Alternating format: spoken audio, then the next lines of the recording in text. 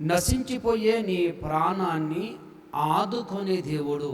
పరిశుద్ధ గ్రంథముల నుంచి కీర్తనల గ్రంథం 63వ కీర్తన 8వ వచనము 9వ వచనాన్ని నాతో కలిసి మీరు చదవండి.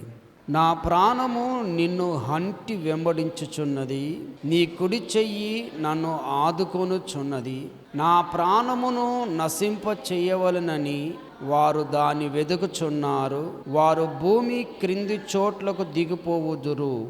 నీవు నీ యొక్క జీవితము, నీ ప్రాణము, నీ ఆత్మ, నీ దేహము, నీ సమస్తము నీవు ఈ భూలోకములో నశించిపోకుండా ఉండాలి అంటే నీవు ఆయనను అంటి వెంబడించాలి.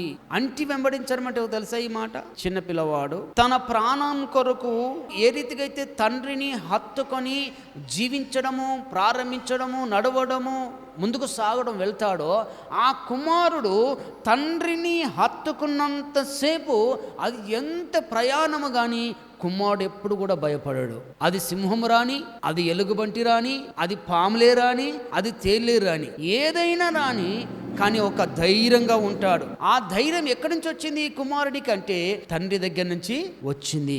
నీ ప్రాణము, నీ జీవితము నిన్ను తల్లి గర్భములో రూపించి నీకు ఆత్మనిచ్చి ప్రాణమునిచ్చి నిన్ను ఈ రీతిగా బ్రతికింపజేస్తున్నటువంటి ఆ దేవాతి దేవుడైనటువంటి యేసయ్యను నువ్వు విడిచి జీవిస్తున్నావు. కాబట్టి ఈరోజు నీకు అనేకమైనటువంటి పరిస్థితులలో నువ్వు ఆందోళన చెందుతున్నావు.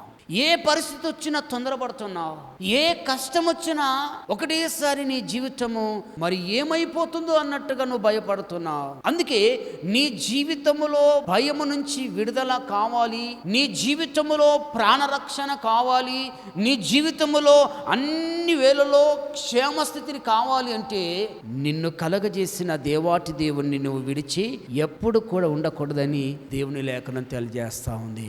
భయము సాతాను నుండి వస్తుంది, ధైర్యము దేవుని నుండి వస్తుంది. ఈ ధైర్యమును ఎప్పుడైతే నువ్వు పొందుకుంటావో నువ్వు అన్ని విషయంలో దేవునికి విజయమును కలిగిస్తాడు. ఇక్కడ దావీదు జీవితంలో యూద అరణ్యములో ఉన్నప్పుడు నా ప్రాణము నిన్ను అంటి వెంబడిస్తుందయ్యా. ఎందుకు తెలిసినా నా ప్రాణాన్ని తీయాలని అనేకులు పొంచి ఉన్నారు. అందుకనే ప్రియమైన దేవుని పిల్లలారా, దేవుడు ఈరోజు నీతో మాట్లాడుతున్న మాట ఏంటిదంటే నువ్వు క్షేమస్థితిలో ఉండాలి, నీవు నీ జీవితము భద్రతలో ఉండాలి అంటే ఈరోజు నువ్వు నేర్చుకుంటున్నటువంటి మాట ఏంటిదంటే నీ ప్రాణము యేసయ్య ప్రాణముతో, దేవుని ప్రాణముతో, తండ్రి అయిన దేవుని ప్రాణంతో ఆయన అంటుకొని నీ జీవితాన్ని, నీ కుటుంబ జీవితాన్ని, నీ పిల్లల జీవితాన్ని ఆయన ప్రాణముతో నువ్వు ముడివేసి నువ్వు నడిపించుకున్నట్లయితే ఆయన నిన్ను ఆదుకుంటాడు. స్తోత్రం, హల్లెలూయా.